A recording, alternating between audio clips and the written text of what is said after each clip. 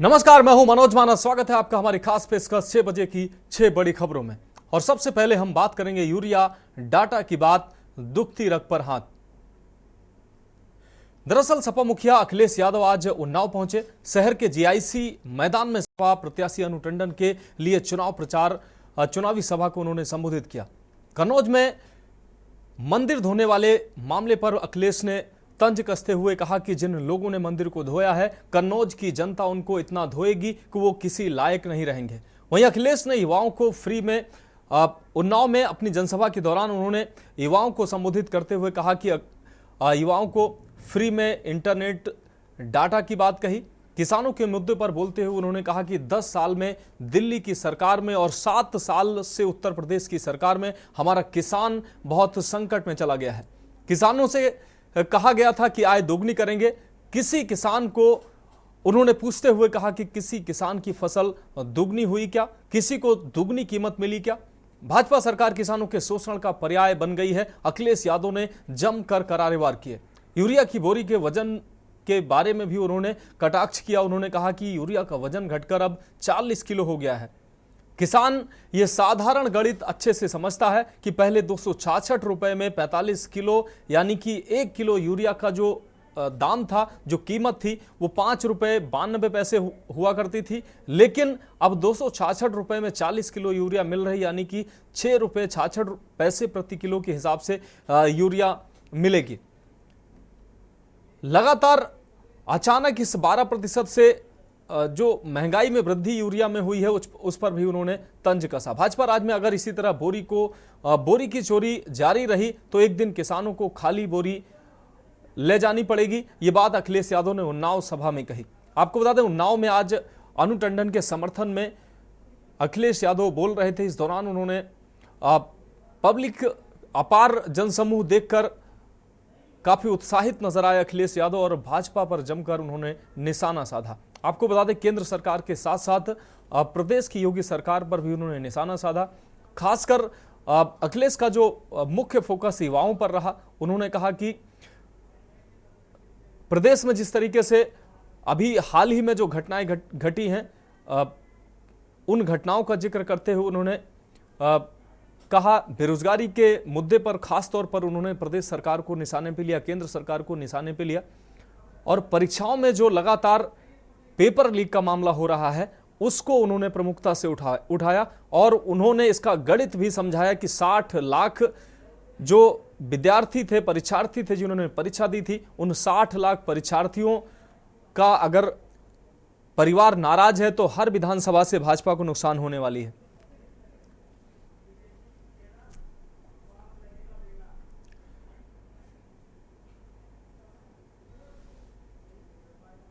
दस साल में दिल्ली की सरकार में और उत्तर प्रदेश की 7 साल की सरकार में हमारा किसान सबसे ज्यादा संकट में चला गया। जिस किसान को भारतीय जनता पार्टी ने यह कहा कि किसानों की आय दोगुनी हो जाएगी, यहां पर किसान भाई मौजूद हैं, उनके परिवार के लोग भी हैं। कोई बता दे कि किसी भी फसल की किसानों को आय दोगुनी मिल गई हो।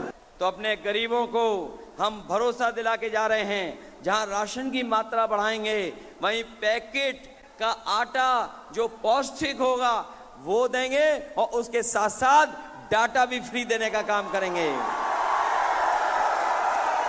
बताओ, राशन और पैकेट आटा के साथ साथ डाटा की जरूरत है कि नहीं है? और डाटा की इसलिए जरूरत है क्योंकि आज हर चीज कंप्यूटर से हो रही है, मोबाइल से हो रही है।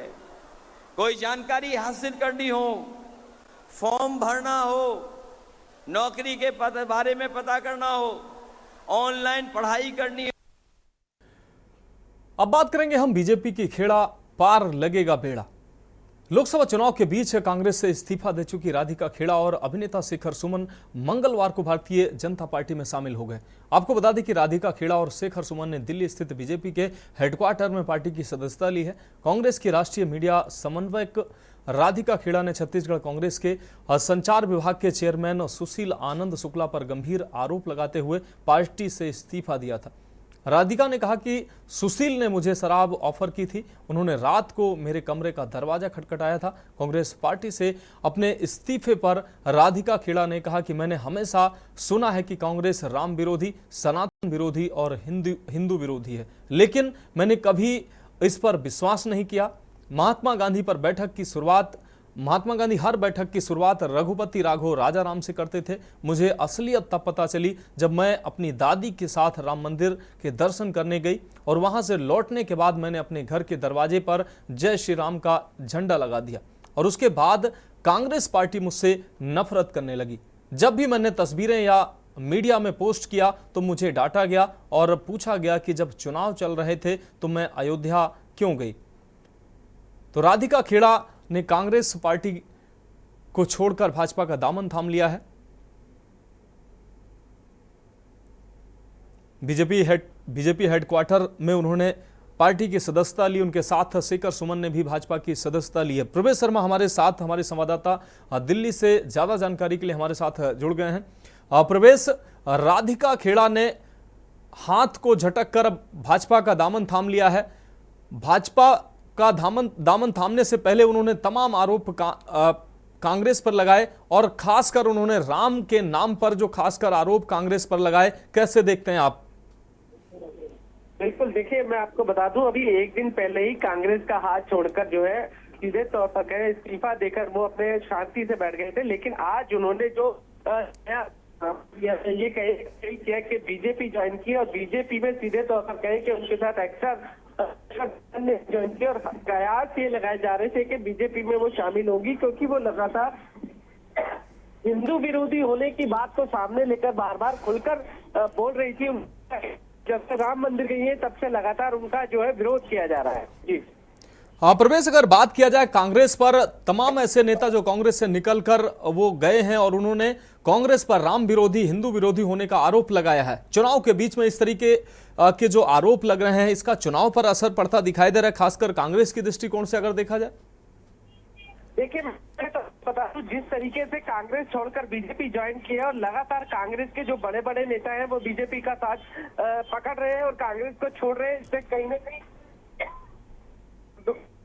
तो कांग्रेस को जरूर होगा। प्रवेश, एक और अहम सवाल है बीजेपी में, आपको बता दें कांग्रेस में कई ऐसे नेता हैं जो समय समय पर इस तरीके की बातें करते रहे हैं। राम नाम को लेकर खास तौर से बातें करते निकलकर सामने आई हैं, तमाम बातें ऐसी। और ऐसे में गौरव वल्लभ ने जब कांग्रेस छोड़ा था, उन्होंने भी राम नाम का जिक्र किया था। उन्होंने कहा था कि कांग्रेस में राम का नाम अगर लेने पर उनको तवज्जो नहीं दी जाती है, दंडित किया जाता है। ऐसे में अब राधिका ने भी राम के नाम का आरोप लगाकर कांग्रेस का दामन छोड़ा है। कांग्रेस लगातार इस तरीके के आरोप कांग्रेस पर लग रहे हैं, तो क्या कांग्रेस राम विरोधी कांग्रेस का तमगा बनता जा रहा है? देखिए जिस तरीके का माहौल बनाया जा रहा है उसमें ये कहना बिल्कुल गलत नहीं होगा कि हिंदू विरोधी और राम मंदिर को लेकर जिस तरीके की चर्चाएं हम लोग देख रहे हैं उसमें कहीं गलत नहीं होगा कि ये आरोप लगाए जा रहे हैं। निश्चित रूप से सबसे बड़ी बात है कि जो ये आरोप लगाए जा रहे हैं खुद उनके नेता लगा रहे हैं, तो इसमें कहीं ना कहीं जिस तरीके छवि नुकसान कांग्रेस को जरूर होगा। प्रवेश, आपका बहुत शुक्रिया इससे तमाम जानकारी के लिए। तो आपको बता दें कि राधिका खेड़ा ने भाजपा ज्वाइन कर ली है। उन्होंने अब बात करेंगे विकास पर रार चुनाव बहिष्कार। दरअसल आज तीसरे चरण के चुनाव में हुए मतदान को लेकर जहां प्रशासन सख्त दिखाई दिया, वहीं छिटपुट झड़पों के बीच यूपी के कई जिलों में विकास के मुद्दे को लेकर मतदाताओं ने चुनाव बहिष्कार किया है। आपको बता दें आगरा की बाह विधानसभा के चौरंगा बीहड़ के ग्रामीणों ने मतदान का बहिष्कार किया है। यहां ग्रामीणों ने विकास न होने के चलते वोटिंग का बहिष्कार किया है। वोटिंग बहिष्कार के चलते पोलिंग बूथ पर सिर्फ कर्मचारी ही दिखाई दिए हैं। बदायूं में ग्रामीणों ने चुनाव बहिष्कार बदायूं में भी इस तरह की घटनाएं सामने आई हैं, वहां भी ग्रामीणों ने चुनाव बहिष्कार किया है। दातागंज के रुकुमपुर व सहसवान विधानसभा के वसंत नगर में भी चुनाव बहिष्कार हुआ है।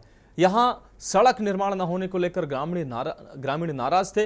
वहीं प्रशासन के आश्वासन के बाद भी सड़क निर्माण नहीं हुआ। हालांकि मौके पर ग्रामीणों को मनाने प्रशासन पहुंचा, लेकिन ग्रामीणों ने कहा कि रोड नहीं तो वोट नहीं। वहीं बरेली के परसाखेड़ा के ग्रामीणों ने रोड की वजह से वोट का बहिष्कार किया है। तो प्रदेश में कई जिलों में इस तरीके की घटनाएं सामने आई हैं जहां ग्रामीणों ने विकास के मुद्दे या अपनी मांगों के मुद्दे को लेकर चुनाव का बहिष्कार किया है। एक तरफ प्रशासन, हर जिले का प्रशासन वोटिंग प्रतिशत बढ़ाने के लिए तमाम प्रयास करता है और ऐसे में ऐसे तमाम क्षेत्र, ऐसे तमाम ग्रामीण क्षेत्रों के तमाम ऐसे क्षेत्र हैं जहां पर लोगों ने चुनाव बहिष्कार भी किया है। अब सवाल ये उठता है कि इन लोगों के पास विकास नहीं पहुंचता है और आखिरी समय तक लंबी लंबी जब बातें होती हैं वोटिंग प्रतिशत बढ़ाने के लिए, लेकिन ऐसे लोगों तक कोई पहुंचता नहीं है। अजेंद्र चौहान हमारे साथ, हमारे संवाददाता आगरा से जुड़ गए हैं। अजेंद्र, आगरा, बरेली, बदायूं तमाम ऐसे जिले हैं जहां पर वोटिंग बहिष्कार की तस्वीरें सामने आई। क्या कुछ इस पर अहम अपडेट है? देखिए, पहली बार आगरा में देखने के लिए मिला कि आगरा की लोकसभा फतेहपुर सीकरी के क्षेत्र बहा में जहाँ विधानसभा लगती है और इसी विधानसभा क्षेत्र का एक गांव है, सुनसार नाम से गांव है। 150 यहाँ पर घर हैं और यहाँ देखा गया कि पूरा गांव एकजुट है और उन्होंने सुबह से वोटिंग नहीं की। जो हमने खबरें भेजी हैं तब तक 5:30 बजे तक का समय था और वहाँ उस समय तक कोई मतदान नहीं हुआ। वहाँ जो वोटिंग के लिए जो मतदाताओं के लिए जो मतदान कर्मी लगाए गए थे वो सभी खाली बैठे रहे। तो एसडीएम वहाँ और तहसीलदार वहाँ दोनों ही वहाँ पहुंचते हैं और उनको काफी समझाने की कोशिश की जाती है, लेकिन उन्होंने 5:30 तक वोट नहीं किया। तो ये दर्शाता है कि जिस तरह से हमेशा उनको वायदे किए जाते हैं, चाहे विधायक हो, सांसद हो या जिला पंचायत सदस्य हो, वो सब वोट मांगने के लिए आते हैं। और यहाँ पर ये आलम मैंने पहले भी कहा कि जो फतेहपुर सीकरी लोकसभा का जो इस बार समीकरण देखा गया वो जनता के बीच में देखा गया कि यहाँ पर जो सांसद हैं, जो वर्तमान में सांसद हैं, वो उसके बीच में, जनता के बीच में नहीं आए और ये नाराजगी यहाँ देखने के लिए मिली। और एक जगह नहीं, तमाम जगह ये के बाद आई सामने कि सांसद जी कभी नहीं आए। तो ये सबसे बड़ी बात यह है कि प्रशासन है, जिले के जो प्रशासनिक अधिकारी हैं, 5 किलोमीटर की सड़क नहीं है। अगर कोई महिला गर्भवती होती है उसको ट्रैक्टर में लेके जब जाया जाता है तो जैसा कि जो हमारे कैमरे के सामने जो ग्रामीण बोल रहे हैं कि कई महिलाओं की मौत हो गई, तो काफी शर्मिंदा करने वाली ये बातें हैं। और हालांकि ये बात भी गलत है कि मतदान का प्रयोग यहाँ ग्रामीणों ने नहीं किया, मतदान का बहिष्कार करना भी ये गलत है। लेकिन ये वजह कब आई जब उनकी कहते हैं कि सारे रास्ते उन्होंने देखा कि बंद हो गए, तो उन्होंने एकजुट होकर यहाँ पर मतदान का बहिष्कार किया। तो कहीं ना कहीं प्रशासन और जो राजनेता हैं, जो नेता हैं, चाहे सांसद हो या विधायक हो वहाँ के, उनके लिए एक बहुत ही निंदनीय और बहुत शर्मनाक बात कही जाएगी कि इतने बड़े यहाँ पर जिले होते हुए भी यहाँ इन ग्रामीणों को सड़क नसीब नहीं हो पाई और वो अपनी बात को मनवाने के लिए वोट का बहिष्कार करने लगे, जो कि लोकतंत्र का सबसे बड़ा पर्व है, लोगों का अधिकार होता है मत का। लेकिन आज वही वोट उनको बुरा लगने लगा क्योंकि हमेशा उनसे वायदे किए गए और वादे लेकिन आज तक पूरे नहीं हुए और वो इंतजार करते रहे। जी निश्चित रूप से अजेंद्र, कमोबेश अजेंद्र, हर चुनाव की ये तस्वीरें ऐसी तस्वीरें हर चुनाव में देखने को मिलती हैं। बाद में समीक्षा होती है। अभी 2 चरणों के चुनाव हुए हैं, उसमें भी कई नेताओं के इस तरीके के बयान सामने आए जिसमें कहा गया कि गर्मी ज्यादा होने की वजह से वोट प्रतिशत कम रहा, लोग घरों से नहीं निकले। कई नेताओं ने कहा कि कटाई का सीजन चल रहा था, इस वजह से लोग घर से नहीं निकले। लेकिन जो मुख्य वजह है, जो जमीनी हकीकत है, उस पर सभी पर्दा डाले रहते हैं। इस तरीके के तमाम ऐसी घटनाएं होती हैं जब वोट का बहिष्कार होता है, इस वजह से भी वोट प्रतिशत कम होता है और इन जो ये मुख्य वजहें होती हैं इन पर पर्दा डाल दिया जाता है। देखिए मनोज, सबसे बड़ी मूलभूत समस्या जिनके लिए चुनाव आप देखा है कि सड़क, बिजली, पानी, सबसे महत्वपूर्ण जो बात आती है मूलभूत समस्याओं के बीच में आती है, जो कि जो सभी जो लोग होते हैं, ग्रामीण होते हैं या कोई भी व्यक्ति हो, उसके लिए 3 मूलभूत समस्या कही जाती थी चुनाव में पहले, सड़क, बिजली, पानी। लेकिन सबसे बड़ा सवाल कि वोट मांगने आने वाले नेता, साथ ही साथ वो जो नेता के साथ साथ प्रशासनिक अधिकारी भी जिम्मेदार हैं, क्योंकि गांव में लेखपाल भी होता है और उसके साथ साथ तहसीलदार होता है, उसके ऊपर एसडीएम होते हैं, उसके ऊपर जिलाधिकारी होते हैं और उनके ऊपर कमिश्नर होते हैं। तो पूरी चेन होती है, जैसे नेताओं की चेन है उसी तरह से प्रशासनिक अधिकारी भी यहाँ पर तैनात होते हैं। आखिर 5 साल में सड़क क्यों नहीं बन पाई मनोज? और सबसे बड़ी बात यह है कि एक इलाका नहीं, ये यहाँ जो ये खबरें, तस्वीरें आप देख रहे हैं, यहाँ पर पत्रकारों का जाना भी बहुत मुश्किल हो पाया है। मोटरसाइकिल से धीरे धीरे जाकर किस तरह से यहाँ तक पहुंचे हैं, ऐसे तमाम गांव हैं जहाँ कैमरे पहुंच ही नहीं पाते हैं। लेकिन कोशिश हमेशा मीडिया कर्मियों की रहती है कि सच्चाई से रूबरू कराया जाए।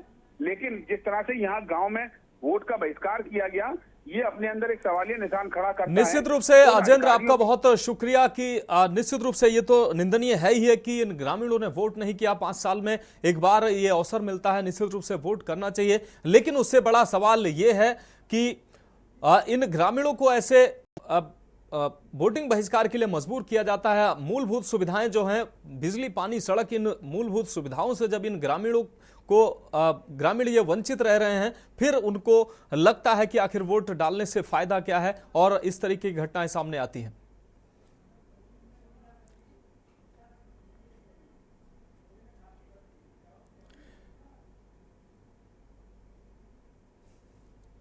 अब हम बात करेंगे बूथ में गुंडागर्दी, घेरे में खाकी वर्दी। खबर बदायूं से है, जहां एसएचओ हरेंद्र सिंह पर 7 बीएलओ से वोटर लिस्ट छीन ले जाने का आरोप लगा है। आपको बता दें मतदाताओं को पर्ची डलवाने के लिए बूथ लगा हुआ था। बूथ पर बीएलओ मतदाताओं को पर्ची वितरित कर रहे थे, तभी अचानक एसएचओ हरेंद्र सिंह ने वहां पहुंचकर बीएलओ से वोटर लिस्ट छीन ली। वही सूचना के बाद आदित्य यादव भी मौके पर पहुंचे। आदित्य यादव यहां से सपा से प्रत्याशी हैं, जहां उन्होंने भाजपा पर आरोप लगाते हुए कहा कि बीजेपी नहीं बल्कि खाकी और प्रशासन चुनाव लड़ रहा है। इसके साथ ही एसएचओ हरेंद्र सिंह मीडिया के सवालों पर आग बबूला होते नजर आए। अब इस तरीके की जब घटनाएं होती हैं तो निश्चित रूप से आरोप भी लगते हैं और खाकी वर्दी की निष्पक्षता पर भी सवाल उठते हैं।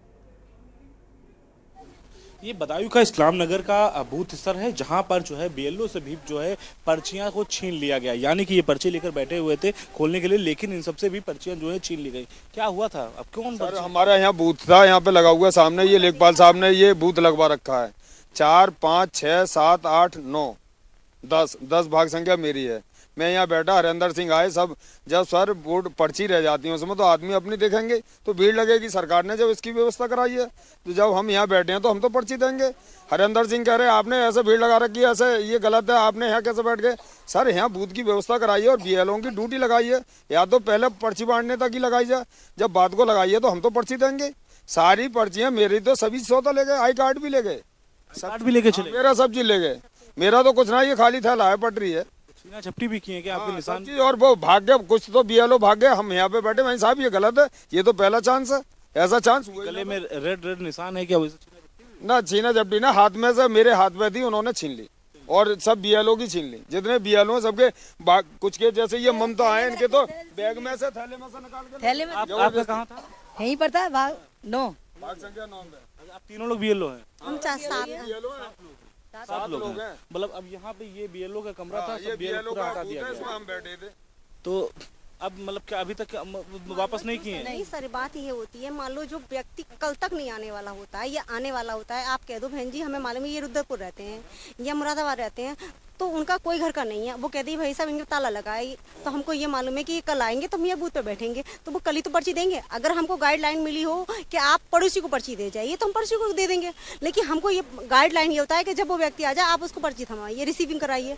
तो जो पर्चियाँ बाहर की होती हैं वो पर्चियाँ मृतक ये सब तक वो हम अपने पास रख लेते हैं, बाकी पर्चियाँ हम ही बैठ के देते हैं जो बाहर के लोग आते हैं। अब इतने में वो 9 बजे का टाइम, 9:30 बजे का टाइम था, वो आए भाई, 2-4 लोग खड़े थे भाई पर्ची लेने के लिए। इतने में आके उन्होंने सबके बस्ते छीनने शुरू कर दिए कि आप जाइए यहाँ से, आप जाइए यहाँ से, तो बस्ते सब छीन के ले गए। फिर मैंने वहाँ तक उनकी कोशिश करी, क्योंकि गाड़ी की गड्डी भी खोलने की कोशिश करी, तो उनकी वो लड़की जो थी कस्टमर, वो बोली बहन जी सर से पूछ लीजिए। मैं सर रिक्वेस्ट कर रही हूँ, आप मेरी वोटर लिस्ट दे दीजिए और पर्ची दे दीजिए, मुझे थोड़ी सी पर्चियाँ ये रह गई हैं, 50-100 पर्ची जो भी रह गई हैं मैं इनको बांट दूंगी, मैं फिर आप मेरे 5 बजे के बाद मैं चली जाऊँगी। तो ले आप जाइए यहाँ से, मैं कह तो रहा हूँ, मैंने कहा आप फिर मैं आगे गुस्सा मैं नहीं कहती, मैंने लिख के दे जाइए, मैं चली जाऊँगी तत्काल। तो इतने मुझे तो छोड़ गए, लेकिन उन सबके सबका कागज भी ले गए, मेरे भी कागज ले गए, कागज लेके चले गए। आप लोग तो आयोग की तरफ से हैं? हाँ सर, हम तो आयोग की तरफ से। आप लोगों ने शिकायत की? भैया हम किससे शिकायत करें, कोई सुनने को तैयार नहीं है। साहब से शिकायत की थी मैंने, एसडीएम साहब से 9:30 बजे करीब शिकायत की थी। उन्होंने कहा मैं अभी कोतवाल साहब से कहता हूँ, वो आपकी वापसी दे देंगे।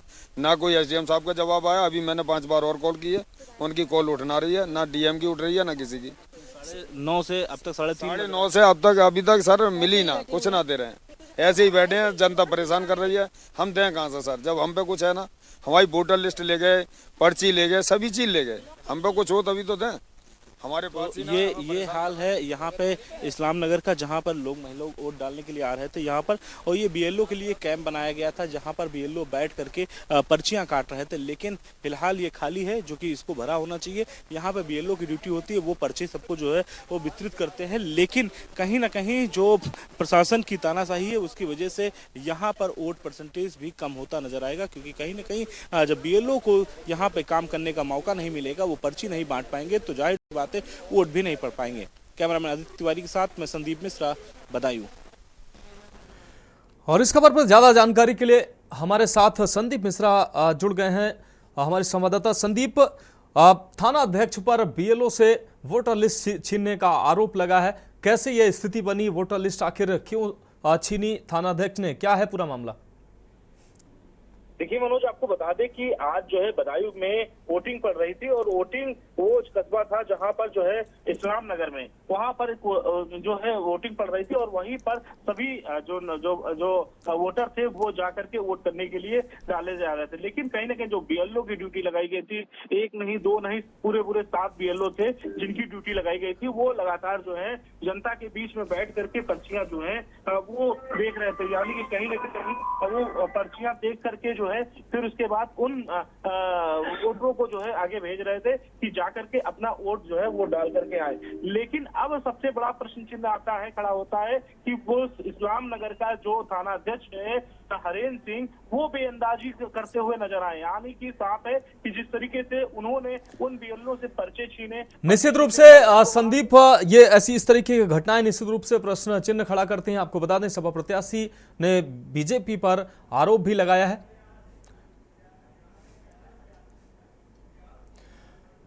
और इस बीच हरियाणा से बड़ी खबर सामने आ रही है। इस वक्त की बड़ी खबर हरियाणा से सामने आ रही है। हरियाणा में फिर गहराया है सियासी संकट। अल्पमत में आई है बीजेपी सरकार। इस वक्त की ये बड़ी खबर हरियाणा से आपको दिखा रहे हैं। 4 विधायकों ने वापस लिया है अपना समर्थन।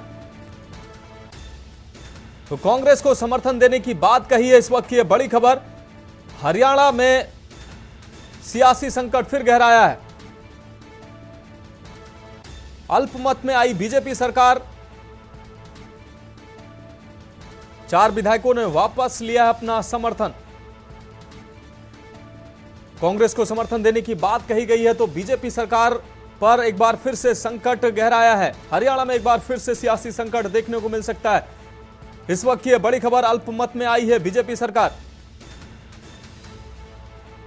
4 विधायकों ने वापस लिया है अपना समर्थन। इस वक्त की बड़ी खबर, आपको बता दें, मनोहर लाल खट्टर के बाद सैनी मुख्यमंत्री बनाए गए थे, और कई विधायकों के समर्थन से वो मुख्यमंत्री बने थे। भाजपा के अलावा कई निर्दलीय विधायकों के समर्थन से वो मुख्यमंत्री बने थे, और एक बार फिर से अब 4 विधायकों ने समर्थन वापस लेने की बात कही है। कांग्रेस को समर्थन देने की बात कही इन 4 विधायकों ने। तो ये बड़ी खबर इस वक्त की हरियाणा में एक बार फिर से सियासी संकट गहराया है। अल्पमत में आई है बीजेपी सरकार।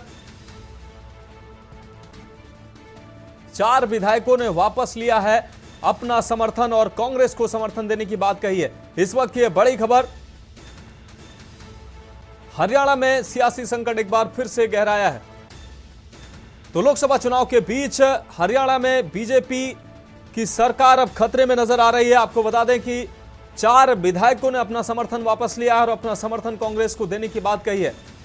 हरियाणा में सियासी संकट एक बार फिर से देखने को मिल सकता है। इस वक्त की यह बड़ी खबर, तो हरियाणा में सियासी संकट गहराया है। 4 विधायकों ने भाजपा सरकार से अपना समर्थन वापस लिया है और कांग्रेस को अपना समर्थन देने की बात कही है।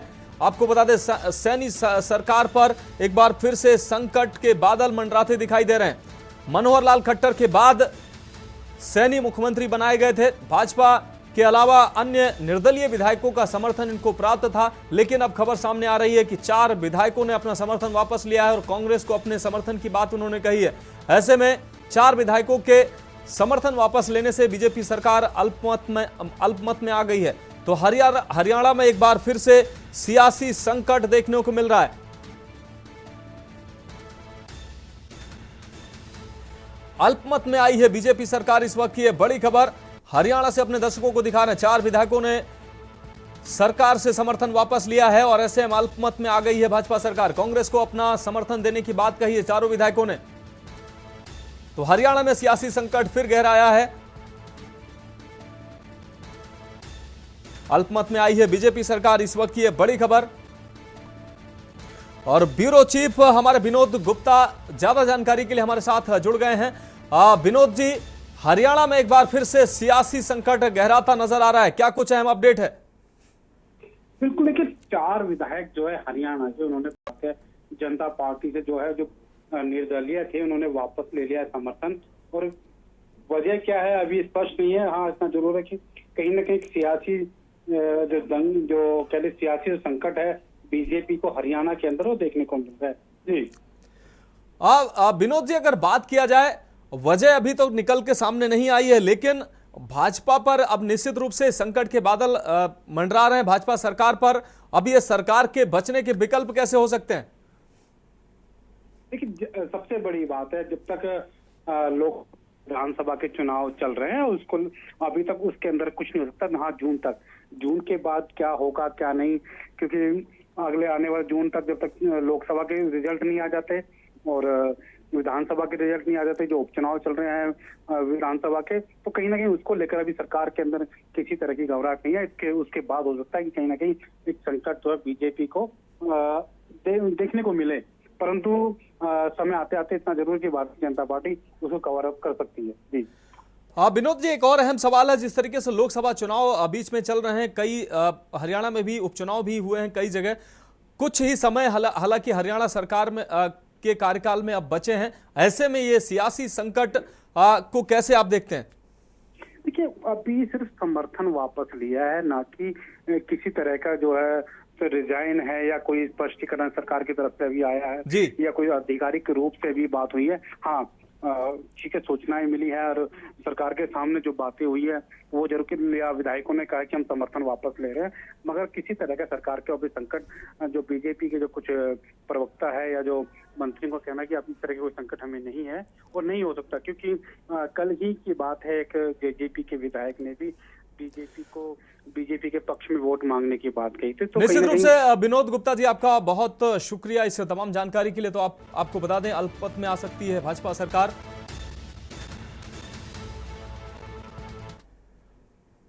और अब वापस आते हैं अपने खबरों पर। जमानत की गुहार और सुप्रीम कोर्ट का इनकार। हम बात कर रहे हैं दिल्ली शराब घोटाले केस में तिहाड़ जेल में बंद अरविंद केजरीवाल की अंतरिम जमानत पर सुप्रीम कोर्ट ने अपना फैसला सुरक्षित रख लिया है। सुप्रीम कोर्ट ने मंगलवार को अरविंद केजरीवाल की अंतरिम जमानत को लेकर लंबी बहस हुई। इस दौरान ईडी से लेकर अभिषेक मनु सिंघवी ने अपनी दलीलें रखी। दोनों पक्षों की दलीलें सुनने के बाद सुप्रीम कोर्ट ने अरविंद केजरीवाल की अंतरिम जमानत पर अपना फैसला सुरक्षित रख लिया है। अब 9 मई को सुप्रीम कोर्ट केजरीवाल की अंतरिम जमानत पर फैसला सुना सकता है। सुप्रीम कोर्ट ने कहा कि वह दिल्ली के मुख्यमंत्री हैं और एक निर्वाचित नेता हैं। चुनाव हो रहे हैं, यह असाधारण परिस्थिति है, ऐसा नहीं है कि वह कोई आदतन अपराधी है। हम इस बारे में दलीलें सुनने पर विचार करेंगे, उन्हें अंतरिम जमानत पर छोड़ा जाना चाहिए या नहीं। वहीं सुप्रीम कोर्ट ने मुख्यमंत्री अरविंद केजरीवाल की ओर से पक्ष रख रहे वरिष्ठ अधिवक्ता अभिषेक मनु सिंघवी से कहा कि न्यायालय ये नहीं चाहता है कि वह अंतरिम जमानत मिलने पर सरकारी कामकाज करें। पीठ ने कहा, अगर आप सरकारी कामकाज करते हैं तो हितों का टकराव होगा और हम ऐसा नहीं चाहते हैं।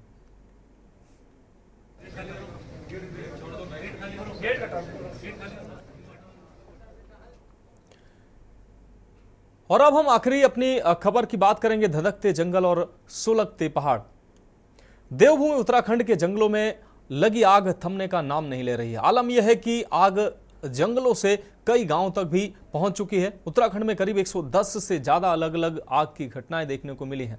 जंगलों की आग की वजह से राज्य के करीब 1200 हेक्टेयर से ज्यादा जंगल जलकर खाक हो चुके हैं। आग की वजह से राज्य भर में 5 से ज्यादा लोगों की जान भी जा चुकी है। वहीं आग बुझाने के लिए वन विभाग के साथ ही स्थानीय लोग भी आग बुझाने का प्रयास कर रहे हैं। पूरे पहाड़ में इस वक्त जंगलों में लगी आग का धुआं देखने को मिल रहा है। जंगलों की आग बुझाने में सेना के हेलीकॉप्टरों की मदद ली जा रही है। हेलीकॉप्टरों के जरिए भी आग बुझाने का प्रयास किया जा रहा है। इसके अलावा शासन स्तर पर लगातार बैठकों का भी दौर जारी है। वहीं मुख्यमंत्री पुष्कर सिंह धामी ने कहा कि वन अग्नि पर नियंत्रण पाने के लिए सरकार हर मोर्चे पर कार्य कर रही है। सेना की सहायता लेने के साथ ही अधिकारियों को भी ग्राउंड जीरो पर पहुंचकर वन अग्नि पर नियंत्रण पाने के निर्देश दिए गए हैं। तो हमारी खास पेशकश में अभी के लिए इतना ही। मुझे दीजिए इजाजत और आप देखते रहिए के न्यूज़ इंडिया।